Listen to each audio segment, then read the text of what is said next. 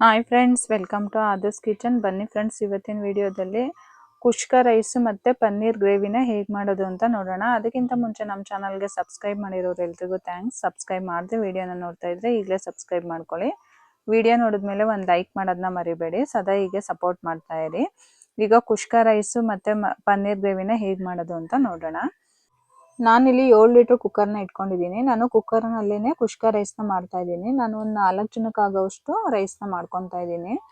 Cooker ಸ್ವಲ್ಪ ಬಿಸಿ ಆದಮೇಲೆ 3ರಿಂದ 4 ಸ್ಪೂನಷ್ಟು ಎಣ್ಣೆನ ಹಾಕೊತಾ ಇದ್ದೀನಿ. ನೀವು ತುಪ್ಪ ಅಥವಾ ಬೆಣ್ಣೆ ಯಾವ್ದು ಬೇಕಾದ್ರೂ ಹಾಕೋಬೋದು. ಎಣ್ಣೆ ಸ್ವಲ್ಪ ಚೆನ್ನಾಗಿ ಬಿಸಿ ಆಗಬೇಕು. ಎಣ್ಣೆ ಸ್ವಲ್ಪ ಚೆನ್ನಾಗಿ ಬಿಸಿ ಆದಮೇಲೆ ನಾನು ಮಸಾಲೆನ ಹಾಕೊತಾ ಇದ್ದೀನಿ. ಅಂದರೆ ಮಸಾಲ ಐಟಮು ಸ್ಪೈಸಸ್ಗಳನ್ನ ಹಾಕೊತಾ ಇದ್ದೀನಿ. ಸ್ವಲ್ಪ ಹೋಮ್ ಕಾಳು, ಅನಾನಸು, ಸ್ಟಾರು ಮತ್ತು ಪಲಾವ್ ಎಲೆ, ಚಕ್ಕೆ, ಲವಂಗ ಎಲ್ಲನೂ ಸೇರಿಸಿ ನಿಮ್ಮ ಹತ್ರ ಯಾವ ಸ್ಪೈಸಸ್ ಇರುತ್ತೆ ಅದನ್ನು ಹಾಕ್ಕೊಳ್ಳಿ. ಮೀಡಿಯಮ್ ಫ್ಲೇಮಲ್ಲಿ ಇಟ್ಕೊಂಡೇ ಮಾಡ್ಕೊಳ್ಳಿ, ಉರಿ ಜಾಸ್ತಿ ಇಟ್ಕೋಬೇಡಿ. ಇದೆಲ್ಲ 2 ನಿಮಿಷ ಎಣ್ಣೆಲಿ ಚೆನ್ನಾಗಿ ಫ್ರೈ ಮಾಡ್ಕೊಂಡಾದ್ಮೇಲೆ ನಾನಿಲ್ಲಿ ಕಟ್ ಮಾಡಿ ಇಟ್ಕೊಂಡಿರೋ ಅಂಥ 2 ಈರುಳ್ಳಿನ ಸೇರಿಸ್ತಾ ಇದ್ದೀನಿ. ಈರುಳ್ಳಿನ ನಾನು ಸ್ವಲ್ಪ ಉದ್ದುದ್ದಕ್ಕೇ ಕಟ್ ಮಾಡ್ಕೊಂಡಿದ್ದೀನಿ. ನೀವು ಸಣ್ಣಕ್ಕೆ ಬೇಕಾದ್ರೂ ಕಟ್ ಮಾಡ್ಕೋಬೋದು ಅಥವಾ ಫುಲ್ಲು ಉದ್ದುದ್ದಕ್ಕಾದ್ರೂ ಕಟ್ ಮಾಡ್ಕೋಬೋದು. ಮತ್ತು ನಾನಿಲ್ಲಿ ಒಂದು 2 ಹಸಿಮೆಣ್ಸಿನ್ಕಾಯಿನ ಕಟ್ ಮಾಡಿ ಹಾಕೊತಾ ಇದ್ದೀನಿ. 1 ಸ್ಪೂನಷ್ಟು ಶುಂಠಿ ಬೆಳ್ಳುಳ್ಳಿ ಪೇಸ್ಟನ್ನ ಹಾಕೊತಾ ಇದ್ದೀನಿ. ಶುಂಠಿ ಬೆಳ್ಳುಳ್ಳಿ ಪೇಸ್ಟ್ ಹಸಿ ವಾಸನೆ ಹೋಗೋವರೆಗೂ ಚೆನ್ನಾಗಿ ಫ್ರೈ ಮಾಡ್ಕೋಬೇಕು. ಆಮೇಲೆ ಕಟ್ ಮಾಡಿ ಇಟ್ಕೊಂಡಿರೋ ಅಂಥ ಚಿಕ್ಕದು 2 ಟೊಮೊಟೊನ ಹಾಕೊಂಡಿದ್ದೀನಿ. ನೀವು ಟೊಮೊಟೊ ದಪ್ಪ ಇದ್ದರೆ ಒಂದೇ ಟೊಮೊಟೊನೇ ಸಾಕಾಗುತ್ತೆ. ಟೊಮೊಟೊ, ಈರುಳ್ಳಿ ಎಲ್ಲ ಚೆನ್ನಾಗಿ ಎಣ್ಣೆಲಿ ಫ್ರೈ ಆಗೋವರೆಗೂ ಫ್ರೈ ಮಾಡ್ಕೊಳ್ಳಿ. ಅದು ನಿಧಾನಕ್ಕೆ ಫ್ರೈ ಆಗ್ತಾ ಇರಲಿ. ಅಷ್ಟೊತ್ತಿಗೆ ನಾನಿಲ್ಲಿ ಅಕ್ಕಿನ ತೊಳೆದು ನೆನೆಸಿಟ್ಕೊತಾ ಇದ್ದೀನಿ. ನಾನು ನೋಡಿ ಈ ಲೋಟದಲ್ಲಿ 2 ಲೋಟ ಆಗೋಷ್ಟು ಅಕ್ಕಿನ ತಗೊಂಡಿದ್ದೀನಿ. ಅಕ್ಕಿನ ಚೆನ್ನಾಗಿ 2-3 ಸಲ ಚೆನ್ನಾಗಿ ವಾಶ್ ಮಾಡ್ಕೋಬೇಕು. ಈ ಥರ ಚೆನ್ನಾಗಿ 2-3 ಸಲ ವಾಶ್ ಮಾಡ್ಕೊಳ್ಳಿ. ನೀವು ಬಾಸುಮತಿ ರೈಸಲ್ಲಾದ್ರೂ ಕೂಡ ಮಾಡ್ಕೋಬೋದು, ಚೆನ್ನಾಗಿ ಬರುತ್ತೆ. ನಾನಿಲ್ಲಿ ಮಾಮೂಲಿ ಬುಲೋಟ್ ರೈಸಲ್ಲೇ ಮಾಡ್ತಾಯಿದ್ದೀನಿ. ಈರುಳ್ಳಿ ಟೊಮೊಟೊ ಚೆನ್ನಾಗಿ ಫ್ರೈ ಆದಮೇಲೆ 1 ಸ್ಪೂನಷ್ಟು ಚಿಲ್ಲಿ ಪೌಡ್ರು, 1 ಸ್ಪೂನಷ್ಟು ಧನಿಯಾ ಪುಡಿ ಮತ್ತು ಒಂದು ಅರ್ಧ ಟೀ ಸ್ಪೂನಷ್ಟು ಗರಂ ಮಸಾಲ, ಒಂದು ಅರ್ಧ ಟೀ ಸ್ಪೂನಷ್ಟು ಅರಿಶಿನ ಪುಡಿನ ಸೇರಿಸ್ತಾ ಇದ್ದೀನಿ. ನಿಮಗೆ ಖಾರ ಇನ್ನು ಸ್ವಲ್ಪ ಸ್ಪೈಸಿ ಜಾಸ್ತಿ ತಿಂತೀರಾ ಅನ್ನೋದಿದ್ರೆ ಚಿಲ್ಲಿ ಪೌಡ್ರನ್ನ ಇನ್ನೊಂದು ಸ್ವಲ್ಪ ಜಾಸ್ತಿ ಹಾಕೋಬೋದು. ನಮ್ಮನೆ ಸ್ವಲ್ಪ ಖಾರ ಕಮ್ಮಿ ತಿನ್ನೋದ್ರಿಂದ ನಾನು ಚಿಲ್ಲಿ ಪೌಡ್ರನ್ನ ಸ್ವಲ್ಪನೇ ಹಾಕ್ಕೊಂಡಿದ್ದೀನಿ. ಸ್ಪೈಸಸ್ಗಳನ್ನ ಹಾಕೊಂಡ್ಮೇಲೂ ಈ ಥರ ಚೆನ್ನಾಗಿ ಮೀಡಿಯಮ್ ಫ್ಲೇಮಲ್ಲಿ ಚೆನ್ನಾಗಿ ಫ್ರೈ ಮಾಡ್ಕೋಬೇಕು. ನೀವು ಐ ಫ್ಲೇಮ್ ಇಟ್ಕೊಂಡು ಮಾಡ್ಕೋಬೇಡಿ. ಉರಿ ಯಾವಾಗ್ಲೂ ಸ್ವಲ್ಪ ಕಡಿಮೆನೇ ಇಟ್ಕೊಂಡೇ ಮಾಡ್ಕೋಬೇಕು. ಈ ಥರ ಚೆನ್ನಾಗಿ ಈರುಳ್ಳಿ ಟೊಮೊಟೊ ಎಲ್ಲ ಚೆನ್ನಾಗಿ ಫ್ರೈ ಆಗಬೇಕು. ಟೊಮೊಟೊ ಎಲ್ಲ ಚೆನ್ನಾಗಿ ಫ್ರೈ ಆದಮೇಲೆ ನಾನಿಲ್ಲಿ ಒಂದು 2 ಸ್ಪೂನಷ್ಟು ಮೊಸರನ್ನ ಯೂಸ್ ಮಾಡ್ತಾ ಇದ್ದೀನಿ, ಗಟ್ಟಿ ಮೊಸರನ್ನ. ಮೊಸರು ಹಾಕೋದ್ರಿಂದ ಕೂಡ ಕುಷ್ಕ ರೈಸು ಟೇಸ್ಟು ತುಂಬ ಚೆನ್ನಾಗಿರುತ್ತೆ. ನೋಡಿ, ಉರಿ ಜಾಸ್ತಿ ಇಟ್ಕೋಬೇಡಿ. ಉರಿ ಜಾಸ್ತಿ ಇಟ್ಕೊಂಡಷ್ಟು ಬೇಗನೆ ಸೀದ್ಬಿಡುತ್ತೆ. ಮತ್ತು ನೀವು ತಳ ದಪ್ಪ ಇರೋಂಥ ಪಾತ್ರೆಗಳನ್ನ ಇಟ್ಕೊಂಡಾಗ್ಲೂ ಅಷ್ಟು ಬೇಗ ತಳ ಹಿಡಿಯಲ್ಲ. ನೀವು ಓಪನ್ ಪಾತ್ರೆಲೂ ಕೂಡ ಮಾಡ್ಕೋಬೋದು. ನಾನಿಲ್ಲಿ ಕುಕ್ಕರ್ ಯೂಸ್ ಮಾಡಿ ಮಾಡ್ತಾ ಇದ್ದೀನಿ. ಆಗಲೇ 2 ಸಲ ವಾಶ್ ಮಾಡಿ ನೆನೆಸಿಟ್ಟಿರೋ ಅಂಥ ಅಕ್ಕಿನ ಸೇರಿಸ್ತಾ ಇದ್ದೀನಿ. ಈ ಕುಷ್ಕ ರೈಸು ಬಾಸುಮತಿ ಅಕ್ಕಿಲೂ ಕೂಡ ತುಂಬಾ ರುಚಿಯಾಗಿರುತ್ತೆ. ನಾನು ಬಾಸುಮತಿ ಅಕ್ಕಿ ಇಲ್ಲ ಅಂದ್ಬಿಟ್ಟು ಬುಲೋಟ್ ರೈಸಲ್ಲೇ ಮಾಡ್ತಾ ಇದ್ದೀನಿ. ನಿಮ್ಮ ಮನೇಲಿ ಬಾಸುಮತಿ ಅಕ್ಕಿ ಇದ್ದರೆ ನೀವು ಅದರಲ್ಲೂ ಕೂಡ ಮಾಡ್ಕೋಬೋದು. ಇಲ್ಲ ಅರ್ಧ ಬಾಸುಮತಿ ಅಕ್ಕಿ, ಅರ್ಧ ನೀವು ಯಾವ ಅಕ್ಕಿನ ಯೂಸ್ ಮಾಡ್ತೀರಾ ಅದನ್ನು ಮಿಕ್ಸ್ ಮಾಡಿ ಕೂಡ ಮಾಡ್ಕೋಬೋದು. ಅಕ್ಕಿ ಹಾಕಿದ್ಮೇಲೆ ಚೆನ್ನಾಗಿ ಈ ಥರ ಮಿಕ್ಸ್ ಮಾಡ್ಕೊಳ್ಳಿ. ಒಂದು 2-3 ನಿಮಿಷ ಚೆನ್ನಾಗಿ ಮಿಕ್ಸ್ ಮಾಡ್ಕೊಂಡು ಆದಮೇಲೆ ನೀವು ಎಷ್ಟು ಅಕ್ಕಿನ ಸೇರಿಸ್ತಿರ್ತೀರಾ ಅದಕ್ಕೆ ಡಬ್ಬಲ್ ನೀರನ್ನು ಹಾಕೋಬೇಕು. ಅಂದರೆ ನೀವು ಡೈಲಿ ರೈಸ್ನ ಮಾಡ್ಕೊಳ್ಳೋದ್ರಿಂದ ಅದು ಅನ್ನ ಮೆತ್ತಗಾಗುತ್ತಾ ಅಥವಾ ಉದ್ರುದ್ರಾಗುತ್ತಾ, ನೀರು ಕಮ್ಮಿ ಹಾಕೋಬೇಕಾ ಅಂತೆಲ್ಲ ನಿಮಗೆ ಗೊತ್ತಿರುತ್ತೆ ಮುಂಚೆನೇ. ಯೂಶ್ವಲಿ ಹಾಕೋದು 1 ಲೋಟ ಅಕ್ಕಿಗೆ 2 ಲೋಟ ನೀರನ್ನ ಹಾಕೊತೀವಿ.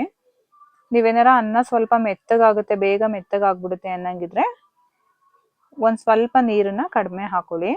ಈಗ ನಾನು 2 ಲೋಟ ಅಕ್ಕಿಗೆ 4 ಲೋಟ ನೀರನ್ನ ಸೇರಿಸಿದ್ದೀನಿ. ಅಕ್ಕಿ ಏನಾರ ಬೇಗ ಮೆತ್ತಗಾಗ್ಬಿಡುತ್ತೆ, ಉದ್ರ ಥರ ಬರಲ್ಲ ಅನ್ನೋ ಥರ ಇದ್ದಾಗ ಸ್ವಲ್ಪ ನೀರನ್ನ ಕಡಿಮೆ ಹಾಕೊಳ್ಳಿ. ಒಂದು 1/4 ಲೋಟದಷ್ಟು ನೀರನ್ನ ಕಮ್ಮಿ ಹಾಕೋಬೇಕಾಗುತ್ತೆ. ಈಗ ರುಚಿಗೆ ತಕ್ಕಷ್ಟು ಉಪ್ಪನ್ನ ಸೇರಿಸ್ಕೊಳ್ಳಿ. ಉಪ್ಪನ್ನ ಹಾಕಿ ಚೆನ್ನಾಗಿ ಈ ಥರ ಒಂದ್ಸಲ ಮಿಕ್ಸ್ ಮಾಡ್ಕೋಬೇಕು. ಉಪ್ಪೆಲ್ಲ ಹಾಕಿ ಚೆನ್ನಾಗಿ ಮಿಕ್ಸ್ ಮಾಡಿ ಈ ಥರ ಕುದಿಯೋಕ್ಕೆ ಸ್ಟಾರ್ಟ್ ಆಗುತ್ತೆ ನೋಡಿ. ಆಗ ಸ್ವಲ್ಪ ಕೊತ್ತಂಬರಿ ಸೊಪ್ಪನ್ನ ಹಾಕೊಳ್ಳಿ. ಈ ಥರ ನೀಟಾಗಿ ಕುದಿಯೋಕ್ಕೆ ಸ್ಟಾರ್ಟ್ ಆದಮೇಲೆ ನಾವು ಕುಕ್ಕರ್ ಲಿಡ್ನ ಕ್ಲೋಸ್ ಮಾಡಿದ್ರೆ ರೈಸ್ ಎಲ್ಲ ಚೆನ್ನಾಗಿ ಮಿಕ್ಸ್ ಆಗಿರುತ್ತೆ. ಇಲ್ಲಾಂದರೆ ಮಸಾಲೆ ಎಲ್ಲ ಮೇಲಿರುತ್ತೆ, ವೈಟ್ ರೈಸ್ ಥರ ಮಾತ್ರ ಕೆಳಗಡೆ ಇರುತ್ತೆ. ತಕ್ಷಣ ಕುಕ್ಕರ್ ಲಿಡ್ನ ಕ್ಲೋಸ್ ಮಾಡಿಬಿಟ್ರೆ ಈ ಥರ ಕುದಿಯೋಕ್ಕೆ ಸ್ಟಾರ್ಟ್ ಆದಮೇಲೆ ನೀವು ಕುಕ್ಕರ್ ಲಿಡ್ನ ಕ್ಲೋಸ್ ಮಾಡಿದ್ರೆ ಚೆನ್ನಾಗಿ ಮಸಾಲೆ ಎಲ್ಲ ಮಿಕ್ಸ್ ಆಗಿರುತ್ತೆ ನೀಟಾಗಿ ರೈಸಿಗೆ. ಈ ಥರ ಕುಕ್ಕರ್ ಲಿಡ್ನ ಕ್ಲೋಸ್ ಮಾಡಿ 1 ವಿಷಲ್ ಹೊಡ್ಸ್ಕೊಂಡ್ರೆ ಸಾಕು. ಈಗ ನಾನಿಲ್ಲಿ ಪನ್ನೀರ್ ಗ್ರೇವಿಗೆ ರೆಡಿ ಮಾಡ್ಕೊತಾ ಇದ್ದೀನಿ. ಈಗ ನಾನು ಪನ್ನೀರ್ನ ತೊಗೊಂಡಿದ್ದೀನಿ. ಒಂದು 1/4 kg ಆಗೋಷ್ಟು ಪನ್ನೀರ್ನ ತೊಗೊಂಡಿದ್ದೀನಿ. ಇದನ್ನ ನಿಮಗೆ ಯಾವ ಸೈಜಿಗೆ ಬೇಕೋ ಆ ಸೈಜಿಗೆ ಕಟ್ ಮಾಡ್ಕೊಳ್ಳಿ. ಇದಕ್ಕೆ ಸ್ವಲ್ಪ ಉಪ್ಪನ್ನು ಸೇರಿಸ್ತಾ ಇದ್ದೀನಿ. 1 ಸ್ಪೂನಷ್ಟು ಚಿಲ್ಲಿ ಪೌಡ್ರನ್ನ ಸೇರಿಸ್ತಾ ಇದ್ದೀನಿ. ನಾವು ಮತ್ತೆ ಗ್ರೇವಿಗೂ ಕೂಡ ಚಿಲ್ಲಿ ಪೌಡ್ರನ್ನ ಯೂಸ್ ಮಾಡೋದ್ರಿಂದ ಇಲ್ಲಿ ಸ್ವಲ್ಪ ಹಾಕೊಂಡ್ರೆ ಸಾಕಾಗುತ್ತೆ. ಚಿಲ್ಲಿ ಪೌಡ್ರು ಉಪ್ಪನ್ನ ಎಲ್ಲ ಹಾಕಿ ಈ ಥರ ಚೆನ್ನಾಗಿ ಮಿಕ್ಸ್ ಮಾಡಿ ಇಟ್ಕೋಬೇಕು. ಪನ್ನೀರಿಗೆ ಚೆನ್ನಾಗಿ ಉಪ್ಪು ಖಾರ ಎಲ್ಲ ಚೆನ್ನಾಗಿ ಹಿಡಿದ್ರೆ ಪನ್ನೀರು ಕೂಡ ತುಂಬಾ ರುಚಿಯಾಗಿರುತ್ತೆ. ಈ ಥರ ನೀಟಾಗಿ ಮಿಕ್ಸ್ ಮಾಡಿ ಇಡಿ. ಈಗ ಒಂದು ಫ್ರೈ ಪ್ಯಾನ್ನ ಇಟ್ಕೊಂಡಿದ್ದೀನಿ. ಇದು ಸ್ವಲ್ಪ ಬಿಸಿ ಆದಮೇಲೆ 1 ಸ್ಪೂನು ಇಲ್ಲಾಂದರೆ 1.5 ಸ್ಪೂನಷ್ಟು ಎಣ್ಣೆನ ಸೇರಿಸ್ತಾ ಇದ್ದೀನಿ. ಎಣ್ಣೆ ಸ್ವಲ್ಪ ಬಿಸಿ ಆದಮೇಲೆ ಚಕ್ಕೆ, ಲವಂಗ, ಏಲಕ್ಕಿ, ಓಂಕಾಳನ್ನು ಸೇರಿಸ್ತಾ ಇದ್ದೀನಿ. ಇದನ್ನು ಮೀಡಿಯಮ್ ಫ್ಲೇಮಲ್ಲಿ ಚೆನ್ನಾಗಿ ಫ್ರೈ ಮಾಡ್ಕೊಳ್ಳಿ. ಇದೆಲ್ಲ ಚೆನ್ನಾಗಿ ಫ್ರೈ ಮಾಡ್ಕೊಂಡು ಆದಮೇಲೆ ನಾನಿಲ್ಲಿ ಇದಕ್ಕೆ ಶುಂಠಿ ಬೆಳ್ಳುಳ್ಳಿನ ಸೇರಿಸ್ತಾ ಇದ್ದೀನಿ. ನಿಮ್ಮ ಹತ್ರ ಪೇಸ್ಟ್ ಇದ್ದರೆ ಪೇಸ್ಟು ಕೂಡ ಹಾಕೋಬೋದು. ನಾನಿಲ್ಲಿ ಪೇಸ್ಟ್ನ ಯೂಸ್ ಮಾಡಿಲ್ಲ, ಡೈರೆಕ್ಟಾಗಿ ಶುಂಠಿ ಬೆಳ್ಳುಳ್ಳಿನೇ ಹಾಕೊತಾ ಇದ್ದೀನಿ. ಈ ಥರ ಫ್ರೈ ಮಾಡ್ಕೊಳ್ಳೋದ್ರಿಂದ ಗ್ರೇವಿ ತುಂಬಾ ರುಚಿಯಾಗಿರುತ್ತೆ. ಇದನ್ನು ಚೆನ್ನಾಗಿ ಫ್ರೈ ಮಾಡ್ಕೊಂಡು ಆದಮೇಲೆ ಇಲ್ಲಿ ಕಟ್ ಮಾಡಿ ಇಟ್ಕೊಂಡಿರೋ ಅಂಥ 2 ಈರುಳ್ಳಿನ ಸೇರಿಸ್ತಾ ಇದ್ದೀನಿ. ಚಿಕ್ಕದಾದರೆ ಒಂದು 3 ಈರುಳ್ಳಿನ ಹಾಕೋಬೇಕು. ದೊಡ್ಡದಾದರೆ 2 ಈರುಳ್ಳಿನ ಸೇರಿಸ್ಕೊಳ್ಳಿ. ನಾನು ಆಗಲೇ ಹೇಳ್ದಂಗೆ ನಾನಿಲ್ಲಿ ಒಂದು 4 ಜನಕ್ಕೆ ಆಗೋಷ್ಟು ಮಾಡ್ತಾಯಿದ್ದೀನಿ.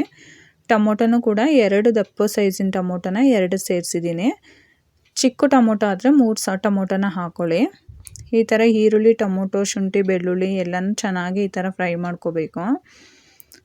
ನೀವು ಮೀಡಿಯಮ್ ಫ್ಲೇಮಲ್ಲಿ ಈ ಥರ ಚೆನ್ನಾಗಿ ಫ್ರೈ ಮಾಡ್ಕೊಂಡು ಸ್ವಲ್ಪ ತಣ್ಣಗಾದ್ಮೇಲೆ ರುಬ್ಕೋಬೇಕು. ಟೊಮೊಟೊ ಎಲ್ಲ ಸ್ವಲ್ಪ ಸಾಫ್ಟ್ ಆಗಬೇಕು, ಅಲ್ಲಿವರೆಗೂ ಚೆನ್ನಾಗಿ ಫ್ರೈ ಮಾಡ್ಕೊಳ್ಳಿ.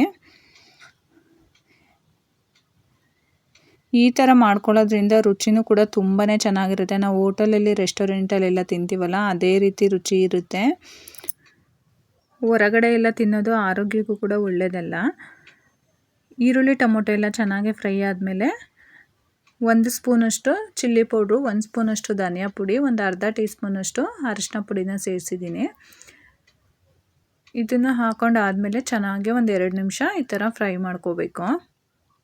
ನೀವು ಉರಿ ಜಾಸ್ತಿ ಇಟ್ಕೊಂಡ್ಬಿಟ್ರೆ ಪೌಡ್ರೆಲ್ಲ ಹಾಕಿದ ತಕ್ಷಣ ಬೇಗ ತಳ ಹಿಡಿದ್ಬಿಡುತ್ತೆ.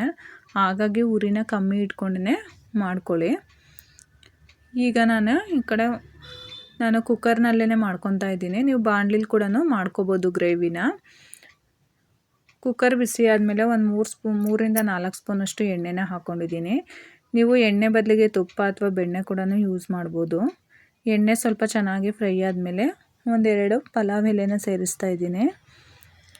ನಾನು ಚಕ್ಕೆ ಎಲ್ಲ ರುಬ್ಬೋದಕ್ಕೇ ಹಾಕ್ಕೊಂಡಿದ್ದೀನಿ, ಹಾಗಾಗಿ ಇಲ್ಲಿ ಒಗ್ಗರಣೆಗೇನು ಹಾಕ್ಕೊತಾ ಇಲ್ಲ. ಎಣ್ಣೆ ಸ್ವಲ್ಪ ಬಿಸಿ ಆದಮೇಲೆ ನಾವು ಆಗಲೇ ಉಪ್ಪು ಮತ್ತು ಚಿಲ್ಲಿ ಪೌಡ್ರನ್ನ ಹಾಕಿ ಪನ್ನೀರನ್ನ ಕಲಸಿಟ್ಕೊಂಡಿದ್ವಲ್ಲ ಆ ಪನ್ನೀರನ್ನ ಹಾಕ್ಕೊಂಡು ಚೆನ್ನಾಗಿ ಫ್ರೈ ಮಾಡ್ಕೊಳ್ಳಿ. ಪನ್ನೀರನ್ನ ಫ್ರೈ ಮಾಡ್ಕೊಳ್ಳುವಾಗ ನೀವು ಉರಿನ ಕಮ್ಮಿ ಇಟ್ಕೊಂಡೇ ಫ್ರೈ ಮಾಡ್ಕೋಬೇಕು. ಇಲ್ಲಾಂದರೆ ಪನ್ನೀರು ಚೆನ್ನಾಗಿ ಫ್ರೈ ಆಗೋಲ್ಲ, ಆದರೆ ಬೇಗ ಒಂದು ತಳ ಹಿಡಿದ್ಬಿಡುತ್ತೆ, ಒಂಥರ ಸೀಕೋಣಂಗೆ ಆಗಿಬಿಡುತ್ತೆ. ನೀವು ಉರಿನೂ ಜಾಸ್ತಿ ಇರಬೇಕು, ಸ್ವಲ್ಪ ಎಣ್ಣೆನೂ ಜಾಸ್ತಿ ಹಾಕ್ಕೊಂಡು ಈ ಥರ ಫ್ರೈ ಮಾಡಿಕೊಂಡ್ರೆ ಪನ್ನೀರು ಚೆನ್ನಾಗಿ ಫ್ರೈ ಆಗುತ್ತೆ. ಈಗ ನಾವು ಆಗಲೇ ಫ್ರೈ ಮಾಡಿ ಇಟ್ಕೊಂಡಿರೋ ಅಂಥ ಈರುಳ್ಳಿ, ಟೊಮೊಟೊ ಇದೆಲ್ಲ ಫುಲ್ಲು ತಣ್ಣಗಾಗಿದೆ. ಈಗ ಒಂದು ಮಿಕ್ಸಿ ಜಾರಿಗೆ ಹಾಕ್ಕೊಂಡು ರುಬ್ಕೊಳ್ಳೋಣ. ನೀವು ಟೈಮ್ ಇದ್ದರೆ ಕಂಪ್ಲೀಟಾಗಿ ತಣ್ಣಗಾದಮೇಲೆ ರುಬ್ಕೊಳ್ಳಿ. ನಾನಿಲ್ಲಿ ಸ್ವಲ್ಪ ಬಿಸಿ ಇದೆ ಹಾಗೆ ರುಬ್ಕೊತಾ ಇದ್ದೀನಿ. ಇದನ್ನು ನೋಡಿ ಫುಲ್ಲು ನೈಸ್ಗೆ ರುಬ್ಕೋಬೇಕು. ಕಲರ್ ಕೂಡ ಎಷ್ಟು ಚೆನ್ನಾಗಿ ಬಂದಿದೆ ನೋಡಿ. ಗ್ರೇವಿನೂ ಕೂಡ ಅಷ್ಟೇ ಚೆನ್ನಾಗಿರುತ್ತೆ. ಈ ಥರ ಮಾಡ್ಕೊಳ್ಳೋದು ಒಳ್ಳೆ ಟೇಸ್ಟ್ ಇರುತ್ತೆ. ನಾವು ಹೋಟೆಲಲ್ಲೆಲ್ಲ ಯಾವ ಥರ ಪನ್ನೀರ್ ಗ್ರೇವಿನ ತಿಂತೀವಿ ಅದೇ ರೀತಿ ಟೇಸ್ಟ್ ಇರುತ್ತೆ. ಪನ್ನೀರೆಲ್ಲ ಚೆನ್ನಾಗಿ ಫ್ರೈ ಆಗಿ ಎಣ್ಣೆ ಬಿಟ್ಕೊಳ್ಳುತ್ತಲ್ಲ, ಆಗ ನಾವು ರುಬ್ಕೊಂಡಿರೋಂಥ ಮಸಾಲೆನ ಸೇರಿಸ್ಕೊಳ್ಳೋಣ. ನಿಮಗೆ ಖಾರಕ್ಕೆ ಎಷ್ಟು ಬೇಕೋ ಅಷ್ಟು ಚಿಲ್ಲಿ ಪೌಡ್ರನ್ನ ನೋಡಿ ಸೇರಿಸ್ಕೊಳ್ಳಿ. ನಾನು ಗ್ರೇವಿಗೆ 1 ಸ್ಪೂನ್ ಹಾಕ್ಕೊಂಡಿದ್ದೆ ಮತ್ತು ಪನ್ನೀರ್ ಕಲಸೋದಕ್ಕೂ ಕೂಡ 1 ಸ್ಪೂನ ಸೇರಿಸಿದ್ದೆ. ಈಗ ಗ್ರೇವಿ ಕನ್ಸಿಸ್ಟೆನ್ಸಿನ ನೋಡಿ ನೀರನ್ನ ಹಾಕ್ಕೊಳ್ಳಿ. ತುಂಬ ತೆಳ್ಳಗೂ ಮಾಡ್ಕೋಬಾರ್ದು, ಒಂದು ಮೀಡಿಯಮ್ ಆಗಿದ್ರೇ ಸಾಕಾಗುತ್ತೆ, ತುಂಬ ಗಟ್ಟಿಗೂ ಇರಬಾರ್ದು. ಈ ಕುಷ್ಕ ರೈಸಿಗೆ ಗ್ರೇವಿನ ಮಾಡ್ಕೊಳ್ಳೋದ್ರಿಂದ ಒಂದು ಮೀಡಿಯಮ್ ಥಿಕ್ನೆಸ್ಸಲ್ಲಿದ್ದರೆ ಸಾಕಾಗುತ್ತೆ. ನಿಮಗೆ ಯಾವ ಕನ್ಸಿಸ್ಟೆನ್ಸಿಗೆ ಬೇಕು ಗ್ರೇವಿ ಆ ಕನ್ಸಿಸ್ಟೆನ್ಸಿಗೆ ನೋಡಿ ನೀರನ್ನ ಸೇರಿಸ್ಕೊಳ್ಳಿ. ರುಚಿಗೆ ತಕ್ಕಷ್ಟು ಉಪ್ಪನ್ನು ಹಾಕ್ಕೊತಾ ಇದ್ದೀನಿ. ಈಗ ನಾನ್ ವೆಜ್ ತಿನ್ನಲ್ಲ ಅನ್ನೋರಿಗೆಲ್ಲ ಸೂಪರಾಗಿ ಈ ಥರ ಪನ್ನೀರ್ ಬಿರಿಯಾನಿನ ಮಾಡ್ಕೊಂಡು ತಿನ್ಬೋದು. ಕುಷ್ಕ ರೈಸು ಮತ್ತು ಪನ್ನೀರ್ ಗ್ರೇವಿನ ಮಾಡ್ಕೊಂಡು ತಿನ್ಬೋದು. ಆರಾಮಾಗಿ ಮಟನ್ ಬಿರಿಯಾನಿ, ಚಿಕನ್ ಬಿರಿಯಾನಿ ಅಷ್ಟೇ ರುಚಿಯಾಗಿರುತ್ತೆ.